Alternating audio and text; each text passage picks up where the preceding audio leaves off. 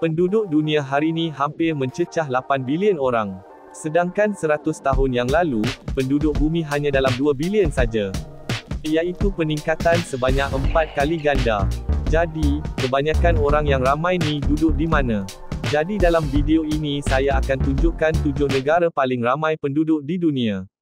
Sebelum tu jangan lupa subscribe untuk support channel saya ni. Jadi jom kita teruskan. 7. Brazil. Kalau korang nak tahu, benua Amerika Selatan dulu dibahagikan kepada dua, iaitu kawasan Sepanyol dan kawasan Portugis. Tapi yang buatkan mereka berbeza ialah, kawasan Sepanyol ini merdeka sebagai negara kecil-kecil yang berasingan, tapi kawasan Portugal pula merdeka sebagai satu negara besar, iaitu Brazil.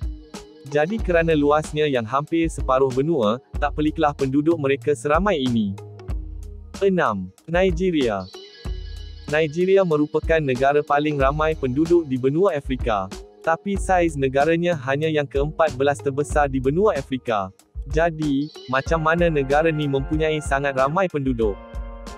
Ini kerana kedudukannya yang sangat baik. Nigeria adalah kawasan hijau yang menerima hujan yang cukup setiap tahun. Nigeria juga mempunyai sungai yang besar.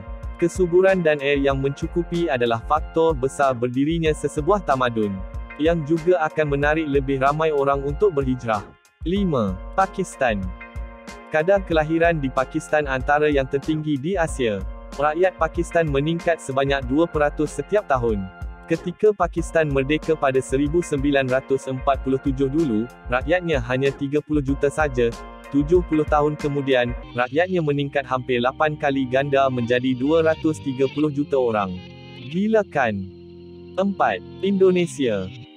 Indonesia adalah negara republik gabungan bermacam-macam suku. Besarnya Indonesia meliputi sebahagian besar Kepulauan Nusantara. Dan tahukah anda, Pulau Jawa adalah pulau paling ramai orang di dunia? Bayangkan kawasan sekecil ini mempunyai penduduk yang lebih ramai dari penduduk negara terbesar dunia iaitu Rusia. 3. Amerika Syarikat. Tidak seperti negara-negara barat lain yang berpisah-pisah. Amerika Syarikat adalah negara gabungan majoriti penduduk di benua Amerika Utara. Perpindahan penduduk Eropah ke Amerika Syarikat ni, bermula sejak abad ke-15 lagi untuk mencari peluang baru dan mencuri kekayaan. Dan sehingga hari ini, Amerika Syarikat masih menjadi pusat penghijrahan masyarakat dunia untuk mengejar impian, dan mencari peluang baru. 2. India. Pada tahun 2023, India dianggarkan bakal menjadi negara paling berpopulasi dunia, mengalahkan China. Ini kerana kadar kelahiran bayi India yang lebih tinggi dari China. India sudah bertamadun dan dihuni golongan besar manusia beribu-ribu tahun lamanya. Ini kerana sumber air dan kesuburan tanah di kawasan India. Penduduk India juga adalah lebih ramai dari penduduk seluruh benua Eropah. 1. China.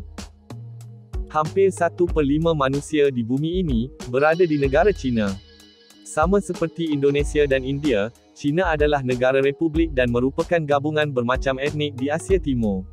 Ada orang Mongol, Manchu, Korea, Uighur dan bermacam lagi. Tapi majoriti penduduk China adalah etnik Han Cina yang berbahasa Mandarin. Dan kalau korang nak tahu, etnik Han ini bukan saja etnik teramai di negara China, tapi juga merupakan etnik paling ramai di dunia. Dan kalau korang nak tahu, penduduk negara China lebih ramai dari penduduk seluruh benua Amerika Selatan dan Utara. Akhir kata, majoriti manusia tinggal di benua Asia. Malah, penduduk di dalam bulatan kecil di Asia ini, lebih ramai dari penduduk.